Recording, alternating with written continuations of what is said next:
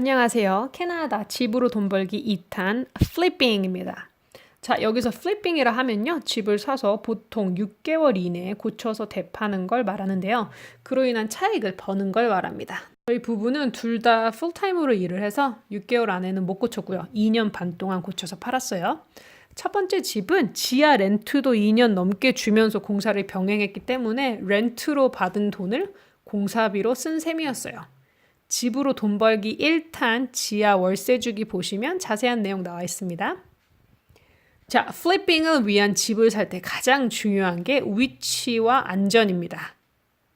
시내랑 너무 떨어져 있지 않아야 하고요. 싸구려 아파트 혹은 듀플렉스, 포플렉스 이런 게 근처에 없어야 돼요. 범죄 경력 있으신 분들, 가난하신 분들, 마약 파시거나 사서 하시는 분들이 이런 아파트 혹은 듀플렉스에 많이 살아요. 그래서 그 근처 집들은 아무리 잘 고쳐놔도 파는데 시간이 좀 걸리더라고요. 바닥공사 한번 얘기해 볼게요. 예전에는 캐나다 하우스 화장실에도 카페트가 깔려 있었대요. 그 정도로 캐나다인들이 카페트를 완전 사랑했던 거죠. 근데 먼지가 너무 많이 생기고 청소하기도 힘들어서 많이들 없애는 추세입니다. 저희도 카페트를 뜯어내고 라미네이트 플로어를 깔았는데요. 공사할 때 아주 가관이었어요. 무슨 해수욕장인 줄 알았어요. 흙이 어마어마하게 나왔죠. 죽은 벌레들도 엄청 많았고요. 전에 살던 애완동물들이 여기저기 오줌을 싸놔서 카페트가 바닥에 들러붙어서 껌딱지 마냥 떨어지질 않았어요. 카페트 드러내실 때 작게 잘라서 드러내시는 게 버릴 때도 편해요. 괜히 욕심 부리시면 헐이 나가요. 화장실, 공사 같은 경우는요. 화장실에 문제가 있으면 다 뜯어 고치세요. 문제가 없으면 그냥 페인트 칠만 좀 해도 나아 보여요. 저희 같은 경우는 이미 물이 새고 있다는 걸 인스펙션을 통해 알고 있었어요. 그래서 집을 사자마자 뜯어내버렸죠. 화장실 바닥 공사하실 때 중요한 건 에스베스토스라고 해서 성면인데요. 캐나다는 90년 이전에 지어진 집들의 경우 이 성면 물질이 포함된 집들이 90% 이상이라고 해요. 잘 나가던 건축자재였기 때문에 여기저기에 다 쓰였대요. 하지만 건드리지 않으면 괜찮아요. 특히 화장실이나 부엌이 비닐 장판으로 되어 있는 데가 아직 많이 있는데요. 그 비닐을 접착시켰던 물질 중에 에스베스토스가 함유된 제품이 많았대요. 그래서 많은 분들은 공사질 때 그냥 그 비닐을 제거하지 않고 위에 타일이든 라미네이트 플로어이든 그냥 덮어버리는 분 많아요. 바닥만 평평하다면 그 방법도 좋은 것 같아요. 그리고 바닥을 따뜻하게 하는 제품을 홈디포, 로우스 이런 큰 매장에서 비싸지 않은 가격에 팔아요. 저희도 화장실 바닥에 히릿 플로어를 깔아봤는데요. 너무 좋더라고요. 시간 설정도 할 수 있어서 화장실 가는 아침 시간, 회사에서 돌아오는 저녁 시간에만 켜놓을 수도 있어요. 부엌도 히릿 플로어 만드시는 분들이 많아요. 캐나다는 파티를 부엌에서 많이 하기 때문에. 밭 같은 경우에도요. 뒷뜰에 여유가 좀 있으시면 작은 가든 하나 만드세요. 한 100불이면 하나 만들 수 있거든요. 가든이 없는 뒷뜰은 좀 쓸쓸해 보일 수 있어요. 지붕 같은 경우는요. 이미 눈에 보일 만큼 상태가 안 좋아졌다면요. 그건 이미 때를 놓쳤단 얘기예요. 그렇다는 것은 지붕을 드러냈을 때 지붕 아래 판넬까지 손상이 갔을 가능성이 높단 얘기예요. 그래서 저희도 지붕도 드러내고 판넬도 드러냈어요.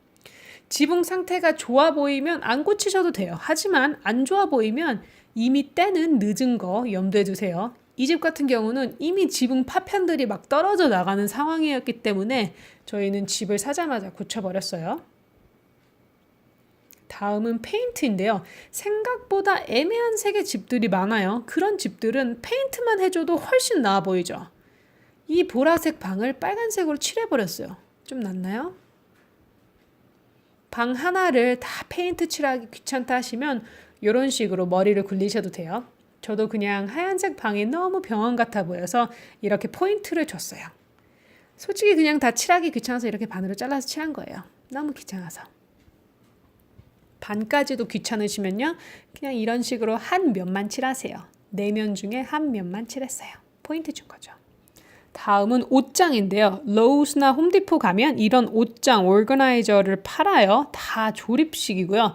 세일할 때 사면 많이 비싸지도 않아요. 설치 전과 후를 비교하면 훨씬 깔끔해 보이죠. 이거는 뒷현관 앞에 위치한 클로셋인데요. 문을 없애버리고 페인트 칠을 하고 오거나이저를 설치했어요. 전에 비해 훨씬 깔끔해졌죠. 다음은 부엌 공사인데요. 이 집 같은 경우는 1000스퀘어가 안 되는 작은 집이에요. 근데 오픈 컨셉이 아닌 거예요. 부엌도 오래되고 그래서 부엌도 고칠 겸 오픈 컨셉으로 만들었어요. 인스펙션을 할 때 이미 벽을 허물어도 되는 걸 알고 있었어요. 그래서 집을 산 거죠. 거실이랑 부엌 바닥도 같은 걸로 바꾸고요. 현재 유행 중인 콘크리트 카운터톱도 직접 만들었어요. 이 콘크리트 카운터를 만들기 위한 틀을 팔아요. 한 미국 웹사이트에서. 그걸 사서 만든 거죠. 약 1000불, 우리나라 돈으로 100만 원도 안 들었어요. 콘크리트 카운터 만드는데 유튜브 보고 렌터샵에서 도구도 빌려서 직접 만든 거죠. 무지하게 지저분해지니까 청소 엄청 해야 돼요. 하지만 쓰기 너무 편해요. 대나무 같은 경우에는 막 얼룩도 잘 져요. 근데 콘크리트는 그런 거 짤없죠. 뜨거운 팥 막 올려놔도 되고요. 최고입니다.